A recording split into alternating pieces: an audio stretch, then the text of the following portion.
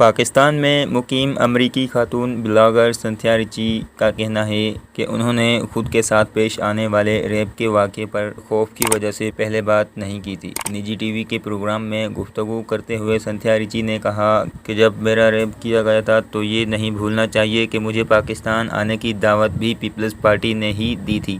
میں بہت خوف زدہ تھی، اس لیے میں نے اس معاملے کو رپورٹ نہیں کیا۔ سنتھیا ریچی نے بتایا کہ ان کی والدہ ایک بیوہ خاتون تھیں جو ان کے پاکستان آنے کی وجہ سے پہلے ہی بہت پریشان تھیں۔ اگر وہ خود کے ساتھ پیش آنے والے ریپ کے واقعے کے بارے میں انہیں بتا دیتی تو یہ ایک بہت بڑا صدمہ ہوتا۔ انہیں یہ بھی خدشہ تھا کہ کوئی ان کا یقین نہیں کرے گا، اس لیے وہ اس معاملے پر خاموش رہیں۔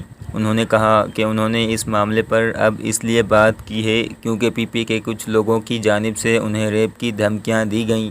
گزشتہ 2 سال سے میں پی پی اور پی ٹی ایم کے تعلقات کی تحقیقات کر رہی ہوں، اس وجہ سے پی پی کے کچھ لوگوں نے مجھے ریپ کی دھمکیاں دی۔ میرے پاس وہ میسیجز بھی ہیں جن میں پیپلز پارٹی کے لوگوں نے مجھے ریپ کی دھمکیاں دیں، اسی لیے میں نے اب 2011 کے واقعے پر بولنے کا فیصلہ کیا ہے۔